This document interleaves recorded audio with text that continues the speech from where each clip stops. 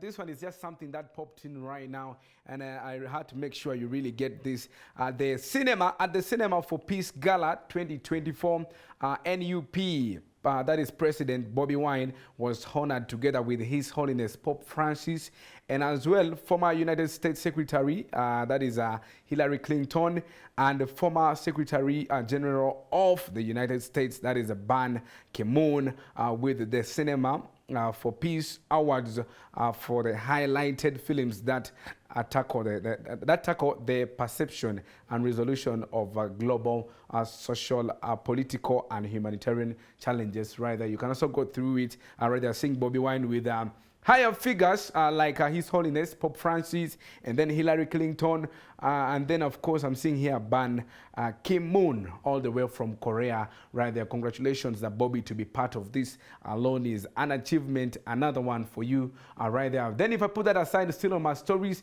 when I look at locally here in Uganda, Spice Diana cruises into success with a new Range Rover. For the Spice Diana fans and diehards, this one Vicky is part of them out there. Of course, congratulations, Spice Diana. We saw you parading a brand new Range Rover right there as the way you're starting your new year. And of course, I want to say congratulations. That is Spice Diana out there. And of course, by the time you really afford to buy a Range Rover, now I can categorize Diana with the Gravity, Camille, people that have paraded Range Rovers before, even people like Ragadi Navio. Yes, and I'm sure it's a great one as well for her. I don't know if my producer can do something and read out this in details are there about Spice Diana, but probably before even that as well, Martha Mukisa announces her upcoming that is extended play right there, extended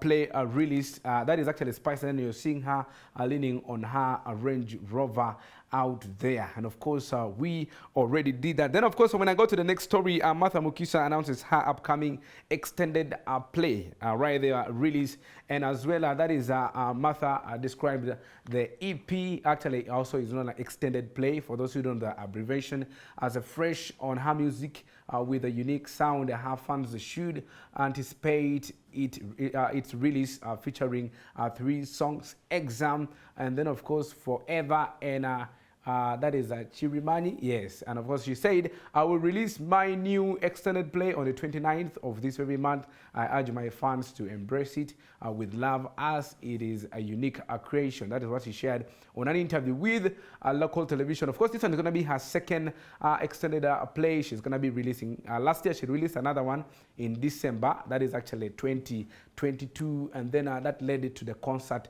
that happened last year in May 2023 out there. Martha Mukisa, congratulations as well. When I put that aside, on concert still, Ray G came out and came out making noise about the Omusheshe collabo. He was saying that it's Spice Diana who wanted a collab, but this one I know it's a trash information wanting just attention. But however, he has a plan to plot out concerts. Actually, the Western Uganda-based musician Regan Muhaire, also known as Ray G, revealed the plans for this concert in Mbarara and Kampala. But by the time you're coming out to put an event in Kampala, I'm sure you're ready for this, because Kampala has disappointed people in Kampala. Now, I don't know the surprise you're going to get as an artist from Western Uganda putting a concert in Kampala. This one here, you have to be keen about it. Of course, he said I will be staging concert in Mbarara and Kampala this year due to my fan base. It is more of a tour. Yes, it's a tour. Mbarara is a sure deal for you, but Kampala, I'm also really very worried, but I wish you the best. And of course, if you make it, you'll be the first Western artist to actually, Western Uganda artist to conquer Kampala when it comes to events right there. When I put that aside, the legendary producer known as Paddyman. Paddyman has worked with people like Camille back in the days. He's actually one of the guys who used to make hits for Chameleon. When you look at songs like Badilisha and so on, he came out and said, actually the legendary producer Paddyman has revealed that he has never received the payments in terms of loyalties, that is copyright now, for all the songs he has produced. The producer urges artists to always credit producers for their neighboring rights so that they can be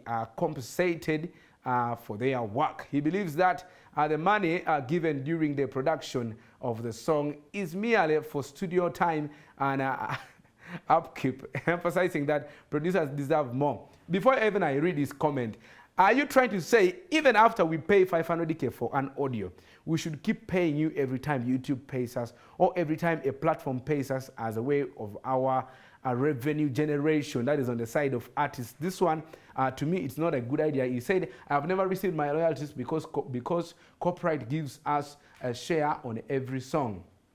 Are you sure about this? Unless you release a beat and then you put it on your YouTube channel before you release it to an artist. This is where you get rights. But because by the time you carry a whole song to an artist, then is the one to upload first on his YouTube channel. This one is the wrong one out there. That is actually Padman's cry as well. But as well, I support him. Artists normally, even after making a hit, they tend to forget producers. Even when they win accolades, they come carrying those accolades. Thank you, everybody. I want to thank my manager, my fans.